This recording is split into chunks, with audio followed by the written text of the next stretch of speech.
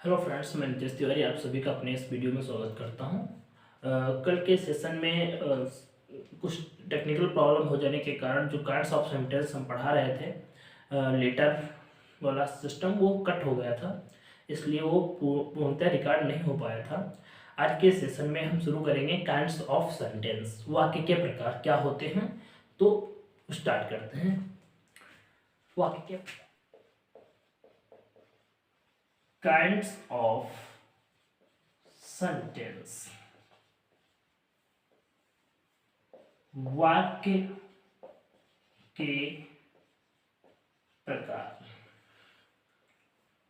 वाक्य के कितने प्रकार होते हैं? तो वाक्य के 4 प्रकार होते हैं।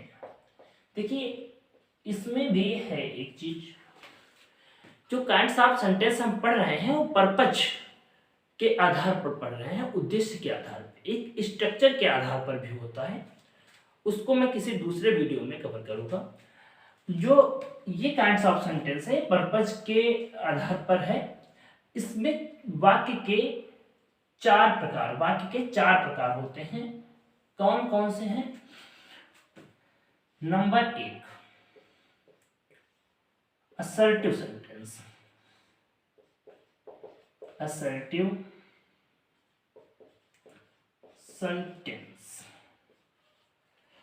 क्या होता है? Assertive sentence. इसे क्या बोलते हैं? टिव सेंटेंस। ठीक है, इसको क्या बोलते हैं? डिक्लेरेटिव सेंटेंस भी बोलते हैं। ठीक है, इसे हिंदी में क्या कहते हैं? इसको हिंदी में कहते हैं स्वीकारात्मक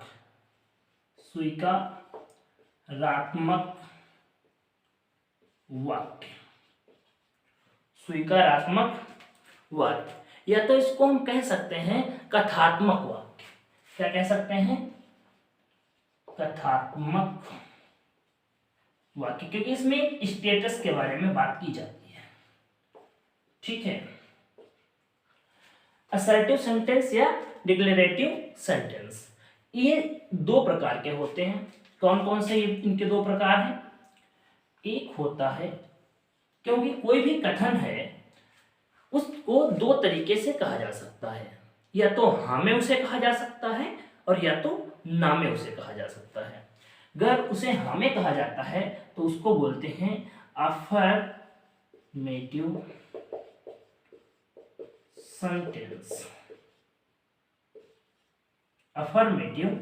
सेंटेंस। इसको बोलते हैं सकारात्मक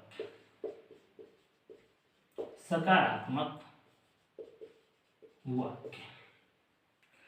और इसके बाद में दूसरा होता है निगेटिव सेंटेंस। इसको बोलते हैं नकारात्मक वाक्य। ठीक है, सकारात्मक क्या है, नकारात्मक क्या है? देखिए, यहां पर हमने बात की स्वीकारात्मक या कथात्मक वाक्य। जब कोई भी स्टेटस है, जब कोई कथन है, उस कथन को 2 तरीके से डिफाइन किया जा सकता है, या तो हाँ में या तो ना में। स्वीकारात्मक वही बात है, किसी बात को हम स्वीकार तो करते हैं। जैसे मैंने कहा, किसी ने पूछा क्या तुम खाना खाते हो, तो 2 तरीके से उसको स्वीकार कर सकते हैं, या तो नहीं, मैं नहीं खाता हूं, और या तो मैं खाता हूं। ठीक है, उसका एक स्टेटमेंट था क्या तुम खाना खाते हो, तो उसको हम 2 तरीके से उस कथन को समझ सकते हैं। हाँ, मैं खाना खाता हूं या मैं खाना नहीं खाता हूं। तो 2 तरीके हो गए। अगर मैं कहता हूं कि मैं खाना खाता हूं, तो इसके मतलब मैंने पॉजिटिव आंसर दिया। और अगर मैंने कह दिया मैं खाना नहीं खाता हूं, तो क्या हो जाएगा? नेगेटिव आंसर हो जाएगा। तो अफर्मेटिव को एक चीज और बता दें, इसको क्या कहते हैं? यहां पर लिखे दे रहे हैं पॉजिटिव सेंटेंस। ठीक है, इसे पॉजिटिव सेंटेंस भी हम कहते हैं।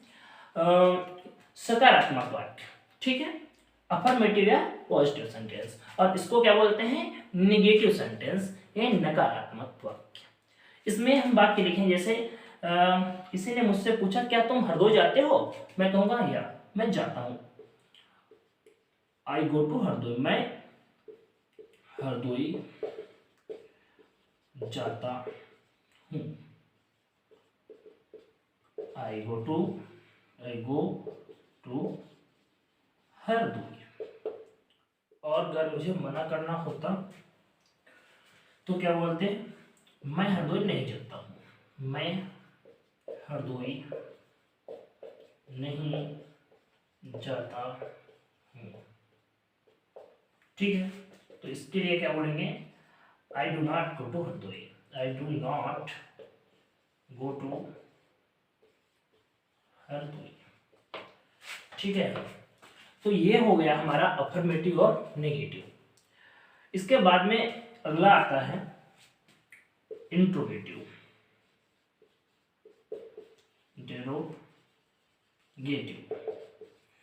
इंट्रोगेटिव सेंटेंस जो होता है, इसकी उत्पत्ति क्यों हुई और इसकी क्या जरूरत थी।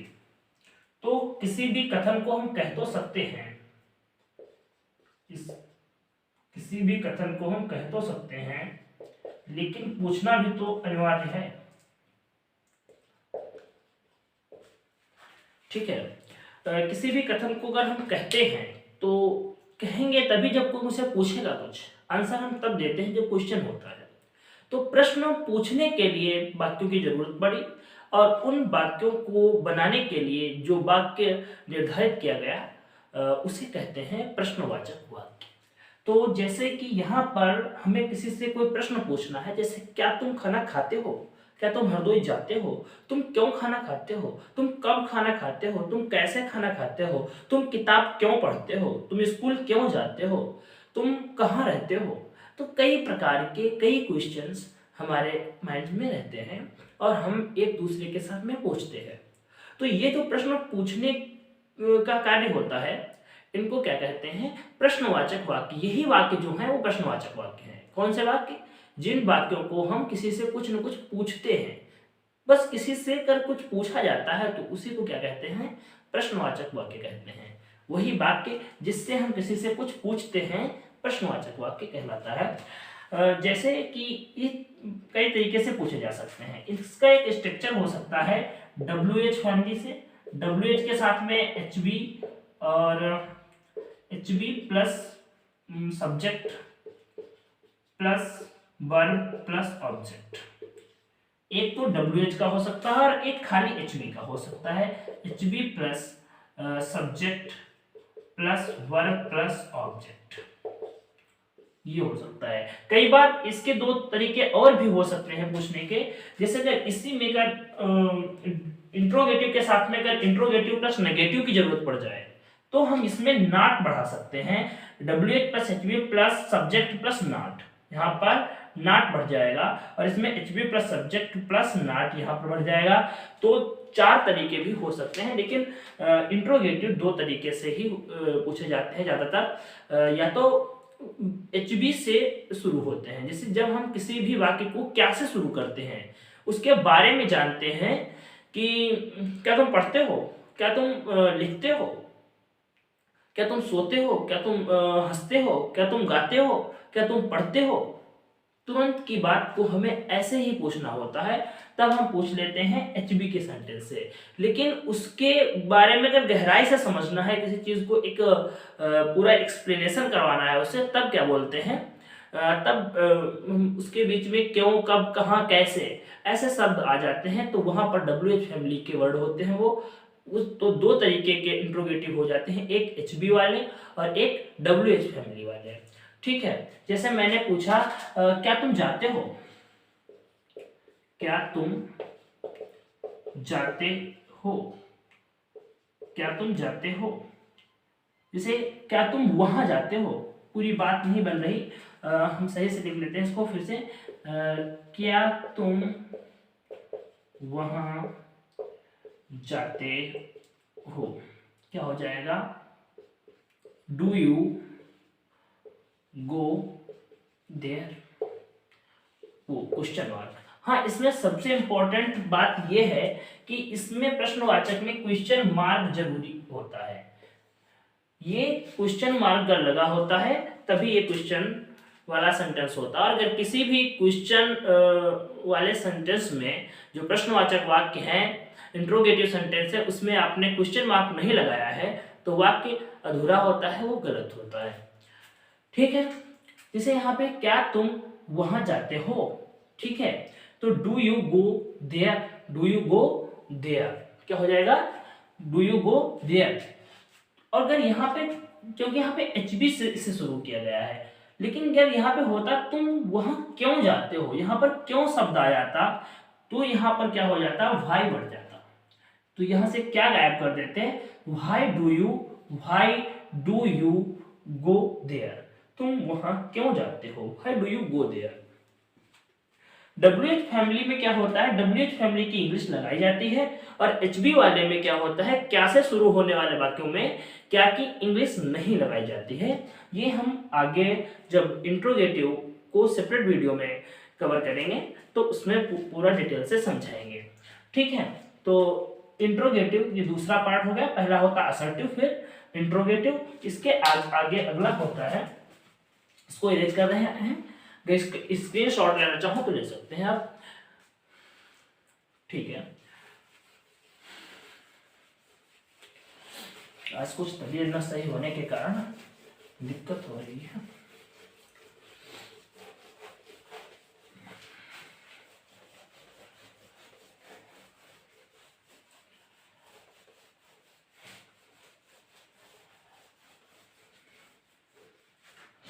अगला sentence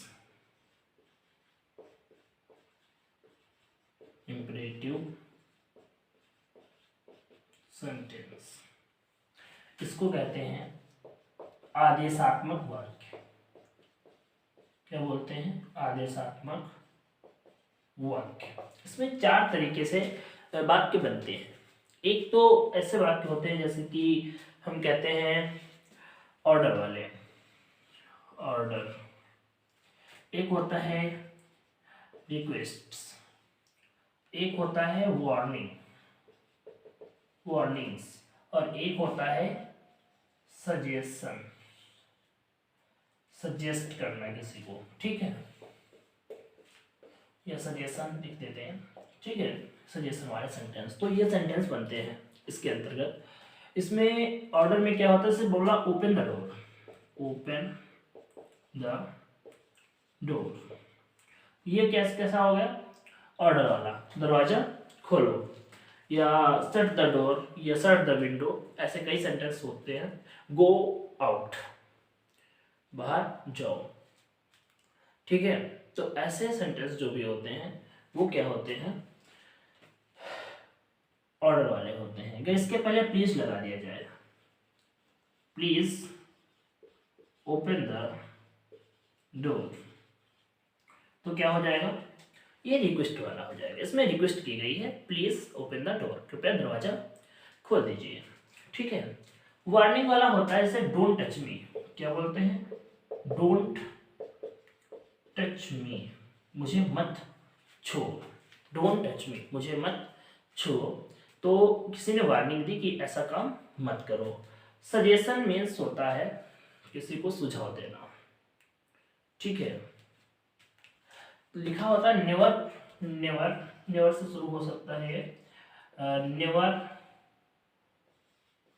forget, forget the person, person who loves you, उन लोगों को ना भूलो जो तुमसे प्यार करते हैं, जो तुम्हें प्रेम करते हैं, ऐसे लोगों को ना भूलो। ठीक है, तो इस तरीके के जो सेंटेंस होते हैं वो इंपरेटिव सेंटेंस होते हैं। इसके आगे एक सेंटेंस होता है जो चौथा होता है एक्सक्लेमेटरी सेंटेंस। एक्सक्लेमेटरी सेंटेंस जो होता है इसको बोलते हैं विस्मयाद बोधक, विस्मयाद बोधक वाक्य। ठीक है, विस्मयाद बोधक वाक्य। तो विस्मयादि बोधक वाक्य क्या होता है? इसमें भी लगभग हम कह सकते हैं 2-3 तरीके हो सकते हैं। एक तो फीलिंग हो सकती है, फीलिंग्स, इमोशंस हो सकते हैं, इमोशंस, और एक चीज सबसे इंपॉर्टेंट है इसमें, एक्सक्लेमेशन मार्क होता है। क्या होता है? ये वाला एक्सक्लेमेशन मार्क होता है। तो ये पहचान इसकी हो सकती है। जैसे बोला वो, बोलते हैं वो, ठीक है, व्हाट अ ब्यूटीफुल कार। तो ऐसे सेंटेंस होते हैं, wow what a beautiful car. क्या बोलेंगे? Wow what a beautiful car. या ओह, अरे, ऐसे शब्द का प्रयोग किया जाता है। तो ये सब होते हैं। जैसे इसमें ओ माई गॉड, बहुत ज़्यादा वर्ड बोला जाता है। ओ माई गॉड, ओ एम जी, ओ माई गॉड, या थैंक्स, ये भी एक विश हो सकती है, इमोशन हो सकता है। तो ये सब क्या होते हैं? थैंक्स, ये एक हो गया। एक होता है वंडरफुल, ठीक है। ऐसे कई शब्द होते हैं जिनका प्रयोग एक्सक्लेमेशन एक्सक्लेमेटरी सेंटेंस यानी विस्मयादि बोधक वाक्य में किया जाता है। तो ये होते हैं काइंड्स ऑफ सेंटेंस। आज के लिए बस इतना ही, मिलते हैं अगले वीडियो में। आशा करता हूँ आप सबको हमारा ये वीडियो अच्छा लगा होगा।